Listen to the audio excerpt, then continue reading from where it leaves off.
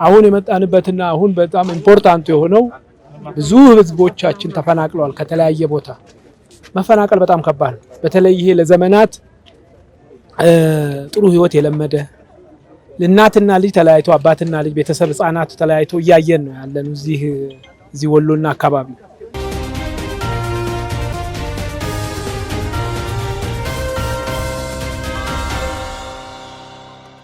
ሰላም ጤና ይስጥልን ውድ የፈታ ዴሊ ቤተሰቦች፣ ለምሽት የመረጃ ፍላጎታችሁ የሆኑ ዘንድ መርጠን ያሰናዳንላችሁን ትኩስና አንገብጋቢ ርዕሰ ጉዳዮች ይዘንላችሁ ቀርበናል። አትሌት ሻለቃ ኃይሌ ገብረስላሴ ለሁለተኛ ጊዜ በወሎ ደሴ ተገኝቶ ለተፈናቃዮች እርዳታ አድርሷል። በመሰናዷችን ወደ ያዝንላችሁ ርዕሰ ጉዳዮች ስንሻገር ጀግናው ልዩ ኃይል የጁንታውን ስትራቴጂክ ቦታ ተቆጣጠረ። የአፋር ልዩ ኃይል ከባድ ታሪክ ሰርቷል። ከመቀሌ 30 ኪሎ ሜትር ብቻ ርቃ የምትገኘዋን ቁልፍ ቦታ ተቆጣጥሯል። ቦታዋ ማነች? የአፋር ልዩ ኃይሎች ተጋድሎስ ምን ይመስል ነበር? ዝርዝሩን ይዘንላችኋል።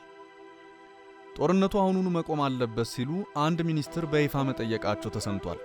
ለመሆኑ ጦርነቱ ይቁም ያሉት የዶክተር አብይ ካቢኔ አባል ማን ናቸው? ምንስ ምክንያት አቀረቡ?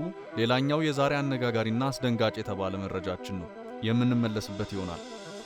ከዚያ አለፍ ስንል በአፋር ህወሓትን አይቀጡ ቅጣት የቀጡት በአማራ ጓላ ቅጥቀጣውን ስለመድገማቸው፣ ሽንፋን ዳግማዊ ማይካድራ ለማድረግ የሞከረው የጁንታው ቡድን ስለመደምሰሱ፣ የትግራይ ተወላጇ ዓለም አቀፍ ጋዜጠኛ የህወሓትን ግፍ ስለማጋለጧ፣ ምስራቅ ወለጋ ላይ 29 ሰዎች ስለመገደላቸውና 40 ሺህ ስለመፈናቀላቸው፣ ከሃዲው ዶክተር ቴድሮስ እንደገና እንዲመረጥ ፈረንሳይም ድጋፍ ማድረግ ስለመጀመሯ፣ እንዲሁም ስለ ግድቡ የተሳሳተ መረጃ ሰጥታኛለች ስትል ግብጽ ስለመክሰሷ ትኩስና አንገብጋቢ መረጃዎችን ይዘንላችኋል። እስከ ፍጻሜው ሰናይ ቆይታ እንዲሆንላችሁ ተመኘን። ጀግናው ልዩ ኃይል የጁንታውን ስትራቴጂክ ቦታ ተቆጣጠረ። በትላንትናው ዕለት ጁንታው ራሱን እንደ መንግስት በመቁጠር መግለጫ አውጥቶ ነበር። በመግለጫውም የትግራይን ክልልነት ክዶ ከትግራይ መንግስት የተሰጠ መግለጫ በማለት መግለጫ ሰጥቶ ነበር። በመግለጫውም የአፋር ልዩ ኃይል በ3 የትግራይ ክልል ግዛቶች ላይ ከባድ ኪሳራ እንዳደረሰበት ከገለጸ በኋላ የአፋር ህዝብ የአፋር ልዩ ኃይል በትግራይ ክልል እያደረሰ ያለውን ትንኮሳ እንዲያቆም ምከሩልኝ ዝከሩልኝ ብሎ ነበር። የአፋር ልዩ ኃይል ጁንታውን በጦር ሜዳ እያርበደበደ በሚገኝበት በዚህ ሰዓት ጁንታው የትግራይ ህዝብና የአፋር ህዝብ ወንድማማች ነው፣ የትግራይ ታጣቂ አፋር ሲገባ ምንም አይነት ጉዳት አላደረሰም፣ የአፋር ህዝብ ህዝባዊ አቀባበል አድርጎለታል ሲል ውሸቱ ትንሽ እንኳ ስቅ ሳይለው በመግለጫው የሐሰት ዲስኩሩን ደስክሮ ነበር።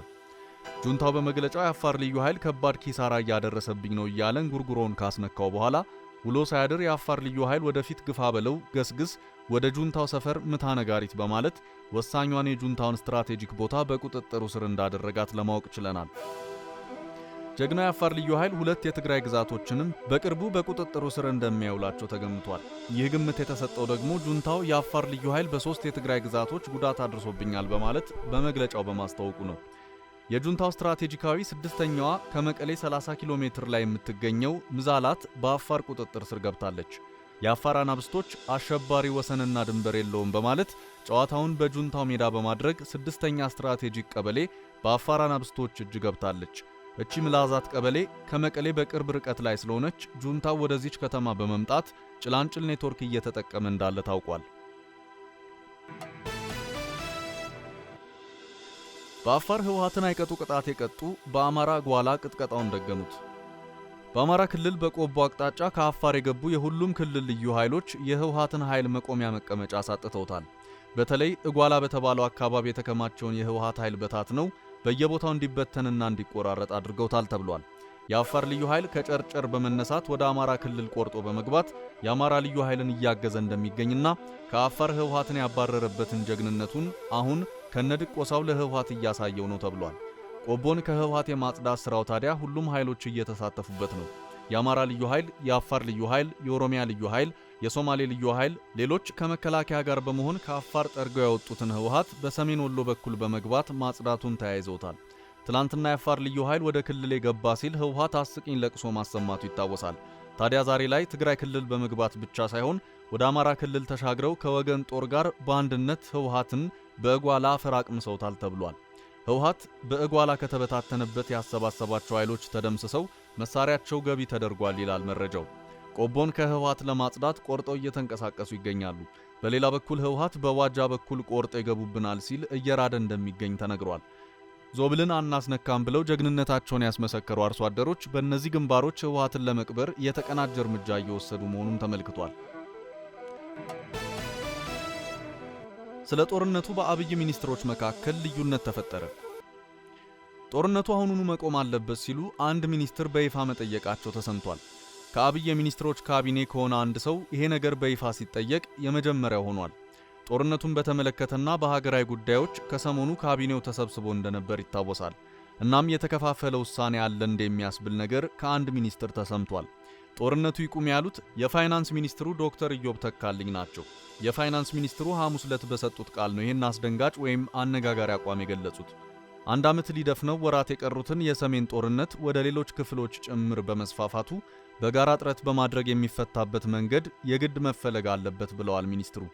ሚኒስትሩ አክለውም በኢትዮጵያ ለሰላም በእጅጉ እየለፋን ባለንበት እንዲሁም ሀገራችንን ወደ ብልጽግና ጎዳና ለማሻገር ባለንበት ሁኔታ በኢትዮጵያ ውስጥ ምንም አይነት ጦርነት እንዳይኖር በጋራ መፍትሄ ማምጣት አለብን ብለዋል። ዶክተር ኢዮብ አሁን ላይ መንግስት ከያዘው አቋም ለየት ያለ ጦርነት ይቁም የሚል አቋም በይፋ ያንጸባረቁ የመጀመሪያው ሚኒስትር ሆነዋል። የሚኒስትሩ አቋም በመንግስትና በሌሎች ሚኒስትሮች ይደገፍ አይደገፍ የታወቀ ነገር የለም። አገሪቷ በዚህ ጦርነት ሳቢያ ከፍተኛ የሰብአዊ ቀውስ እንዲሁም የኢኮኖሚ ችግር ውስጥ ገብታለች። አሁን ላይ በአሜሪካ መንግስት ኢትዮጵያ ላይ ያንዣበበ ከባድ የተባለ ማዕቀብም ሁኔታዎችን ሳያወሳስብ አልቀረም። እንኳን ከጦርነቱ ከኮሮና ቫይረስ የኢኮኖሚ ተጽዕኖም ለመላቀቅ ገና ጊዜያት ይፈጃሉ። ታዲያ ሚኒስትሩ በጋራ ጥረት ሲሉ ህወሓትን አያካትም ግልጽ አላደረጉም። አሁን ላይ መከላከያም ሆነ የወገን ኃይሎች ህወሓት ከያዛቸው የአማራ ክልል ቦታዎች ለማስለቀቅ ዘመቻ ላይ መሆናቸው ይታወቃል። ከአሸባሪ ህወሓት ጋርም መንግስት ድርድር ለማድረግ በይፋ የተናገረው ነገር የለም። መስከረም መጨረሻ ቀናት ላይ የሚመሰረተው መንግስት ምን አይነት አቋም ሊይዝ እንደሚችልም ግልጽ አይደለም። ሆኖም በሚኒስትር ደረጃ እንዲህ አይነት ሐሳብ ሲሰነዘር የመጀመሪያው ሲሆን ተንታኞች በመንግስት ካቢኔ ውስጥ የሐሳብ መከፋፈል ተፈጥሮ የሆነ የሚል ጥያቄ አጭረዋል። በሌላ መረጃችን ሽንፋን ዳግማዊ ማይካድራ ለማድረግ የሞከረው የጁንታ ቡድን ስለመደምሰሱ የተሰማውን እናገኛለን። የሽንፋን ወንዝ እንደ ትልቅ መሳሪያ የተጠቀመው የሽብርተኛው ትህነግ ወራሪ ቡድን መደምሰሱን በመተማ ወረዳ የሽንፋ ከተማ ነዋሪዎች ተናገሩ። የሽብርተኛው ትህነግ ወራሪ ቡድንና የቅማንት ጽንፈኛ ቡድን በምዕራብ ጎንደር ዞን ባሉ ወረዳዎች በንጹሃን ላይ የጥፋት በትራቸውን ሊያሳርፉ በአራት አቅጣጫ ትንኮሳ መፈጸማቸው የሚታወስ ነው።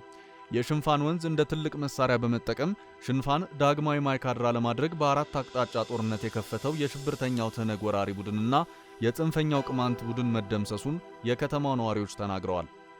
የሽንፋ ከተማ ነዋሪ አቶ ደምስ ለገሰ የሽብርተኛው ትህነግ ወራሪ ቡድን ከተላላኪው ጽንፈኛው የቅማንት ቡድን ጋር እንደ ሞርታር፣ ዲሽቃ፣ ብሬን፣ ስናይፐር፣ ክላሽና ሌሎች መሳሪያዎችን በመጠቀም ንጹሃንን ለመጨፍጨፍ ቢያስብም የቅዠት ህልሙ እውን ሳይሆን አጥንትና ደሙን ለሽንፋ ወንዝ እንዲገብር አድርገነዋል ነው ያሉት። ሽንፋ ዛሬም እንደ ትላንቱ በማንም ሳትደፈር ክብሯና ጀግንነቷ ይቀጥላል ያሉት ሌላኛው ነዋሪ ሚሊሻ መልካም ዘርጋው ናቸው። በሽንፋ ነዋሪዎች የጭካኔ ጥጉን ሊያረጋግጥ የነበረው የሽብርተኛው ትህነግ ወራሪ ቡድን ራሱ እንዲቀበር አድርገነዋል ነው ያሉት። በሽንፋ ወንዝ አይቀጡ ቅጣት የተቀጣው የሽብርተኛው ትህነግ ወራሪ ቡድን ዳግም የሽንፋን ምድር ልርገጥ ካለ ልንደመሰሰው ዝግጁ ነን ያሉት ደግሞ አቶ ደምስ ለገሰ ናቸው። የሽንፋ ህዝብ አካባቢውን ከመጠበቅ ባለፈ በየትኛውም የሀገሪቱ ክልሎች ተሰልፎ ጠላትን ለመደምሰስ የሚያስችል የትጥቅ ቁመና እንዳለው ገልጸዋል። ሌላኛው አስተያየት ሰጪ ወጣት ብርቱካን ጌታ ሰው ሽንፋን በመቆጣጠር ዳግማዊ ማይካድራ ለማድረግ የተነሳው የሽብርተኛው ትህነግ ወራሪ ቡድን በመከላከያ ሰራዊት፣ በልዩ ኃይል፣ ሚሊሻ፣ ፋኖና በነዋሪው ህዝብ ድል አድራጊነት ህልሙ ከሽፏል ብላለች። የሽብርተኛው ትህነግ ወራሪ ቡድንና ተላላኪው የቅማንት ጽንፈኛ ቡድን ለጦርነት ያሰለፋቸው አባሎቹ በዱር በገደሉ ወድቀው ቀርተዋል ነው ያለችው። ወደ ተከታይ መረጃችን ስናልፍ የትግራይ ተወላጁ ዓለም አቀፍ ጋዜጠኛ የህወሓትን ግፍ አጋለጠች። የጠቅላይ ሚኒስትር ዶክተር አብይ አህመድ መንግስት ጥሩ ሆኖ እንዳይታይ የሽብር ቡድኑ ህወሓት ለትግራይ ህዝብ ሰብአዊ ድጋፍ እንዲደርስ አይፈልግም ስትል የቡድኑን ሴራ ያጋለጠችው የሲቢኤስ ጋዜጠኛዋ ኢትዮ አሜሪካዊት ሄርሜላ አረጋዊ እውነትን በመግለጿ ከአሸባሪው ደጋፊዎች ተቃውሞን እያስተናገደች ነው። ታዋቂዋ ኢትዮ አሜሪካዊት የትግራይ ተወላጅ ጋዜጠኛ ሄርሜላ አረጋዊ በትዊተር ገጿ አሸባሪ ህወሓት የትግራይን ህዝብ ለስልጣን ጥቅሙ ሲል እየተጠቀመበት መሆኑን አስፍራለች። መንግስት የሽብር ቡድኑ ረሃብን እንደ ጦርነት መሳሪያ እየተጠቀመ እንደሆነና ሰብአዊ አቅርቦት በሚታሰበው ልክ እንዳይደርስ እንቅፋት ስለመፍጠሩ በተደጋጋሚ ማሳወቁ ይታወሳል። ጋዜጠኛዋ በጽሑፏ በዲያስፖራው በሚሊዮን የሚቆጠር ዶላር ቢሰበሰብም በትግራይ ላሉት ድሆች አለመድረሱን ታነሳና ታዲያ ገንዘቡ ጦርነቱን ለመደገፍ እየዋለ ነውን ስትል ትጠይቃለች። ባለፉት 10 በላይ ወራት በትግራይ ተከሰተ የተባለውና የሰማሁት ነገር አይመጣጠንም፣ አሁንም ነገሮችን በተለየ አይን በመመልከት ለተፈጠረው ችግር መፍትሄ እናምጣ ስትል አሳስባለች። አሸባሪ ህወሓት በከፈተው ጦርነት በትግራይ በርካታ ንጹሃን እንደተገደሉ አይተናል የምትለው ጋዜጠኛዋ ጥያቄ ውስጥ መግባት ባለበት ጦርነትስ ምን ያክል አዳጊ ወታደሮች ተገለው ይሆን የሚል ጥያቄንም ታስከትላለች። በመሆኑም የትግራይ ተወላጅ ዲያስፖራዎች በጭፍን ከመደገፍ ታቅበው ማሰብ እንዳለባቸው ጥሪ አቅርባለች።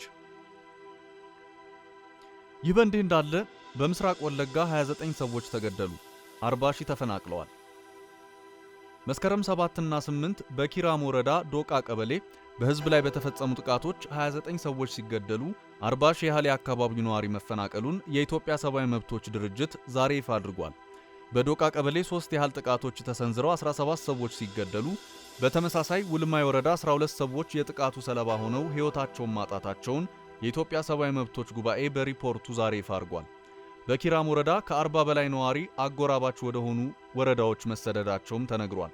ስደተኞቹ በሎሌ ቀበሌና በኪራሙ ከተማ እንደሚገኙ ተነግሯል። ተፈናቃዮቹ እርዳታ እያገኙ እንዳልሆነና አስቸጋሪ ሁኔታ ውስጥ መግባታቸውን ለኢሰመጉ ተናግረዋል። አካባቢው የጸጥታ ስጋቱ በማየሉ ዋና የተሽከርካሪ መንገዶች ሳይቀር ዝግ መደረጋቸውን ኮሚሽነሩ ማረጋገጡንም ዛሬ ሪፖርት አድርጓል። የጥቃቱ ፈጻሚዎች ማን እንደሆኑ ኢሰመጉ አሁን ላይ አልገለጸም። ሆኖም በአካባቢው በተደጋጋሚ የአሸባሪው ቡድን ሸኔ ከዚህ ቀደምም በአካባቢው ጥቃት ሲያደርስ መቆየቱ ይታወሳል። የኦሮሚያ ፖሊስ ኮሚሽን ግን መንገድ ስለመዘጋቱ የሚነገረው ትክክል አይደለም ሲል ከሰሞኑን ገልጾ ነበር። ተከታዩ መረጃችን ከሃዲው ዶክተር ቴድሮስ እንደገና እንዲመረጥ ፈረንሳይ ድጋፍ ስለማድረጓ ይነግረናል።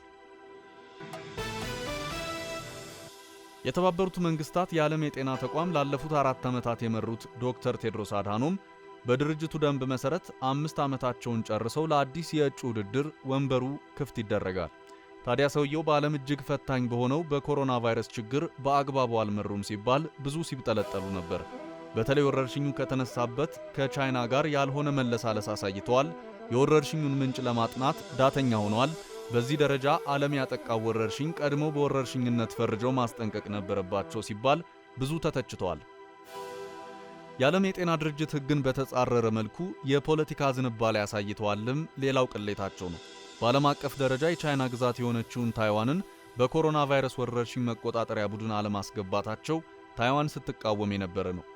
ኢትዮጵያን በተመለከተ ሰውየው ወንበራቸው የማይፈቅድላቸውን የፖለቲካ ገለልተኝነት ጥሰው ለቀድሞ ድርጅታቸው ህወሓት በማገዝ በጦርነቱ ኢትዮጵያ ዓለም አቀፍ ጫና እንዲደርስባት ከፍተኛ መሯሯጥ ሲያደርጉ ተስተውለው ነበር።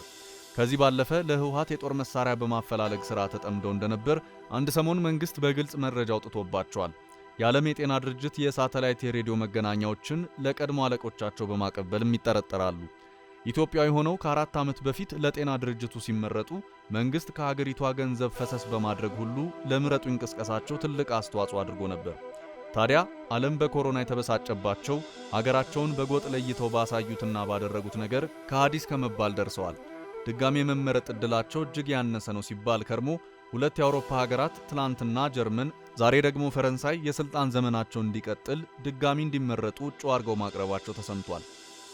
ኢትዮጵያ ግን በክህደታቸው የተነሳ ለቀጣዩ ምርጫ ድጋፍ ነፍጋቸዋለች። በጤና ድርጅቱ ታሪክ በሀገራቸው ያልተጠቆሙ ብቸኛ እጩ ሆነዋል። ፈረንሳይና ጀርመን ታዲያ እጩ ይፋ በሚደረግበት ይፋዊ የትዊተር ገጻቸው ዳግም በዳይሬክተርነት ለቀጣዩ 5 ዓመታት እንዲቀጥሉ አቅርበዋቸዋል። ምርጫው በሚቀጥለው ዓመት ኖቬምበር ወር ላይ የሚደረግ ሲሆን የተባበሩት መንግስታት ካሁኑ ቀጣይ ተፎካካሪ እጩዎችን በይፋ አላሳውቅም ሲል ገልጿል። ለጉዳዩ ቅርበት ያላቸው ምንጮች ከነጭራሹ ምንም አይነት ተፎካካሪ ላይኖርባቸው ይችላል ሲሉ ተናግረዋል። የቀድሞ የአሜሪካ ፕሬዝዳንት ዶናልድ ትራምፕ ዶክተር ቴድሮስ አድሃኖም ወገንተኛ ናቸው ሲሉ ስልጣናቸውን እንዲለቁ እስከ መጠየቅ ደርሰው ነበር።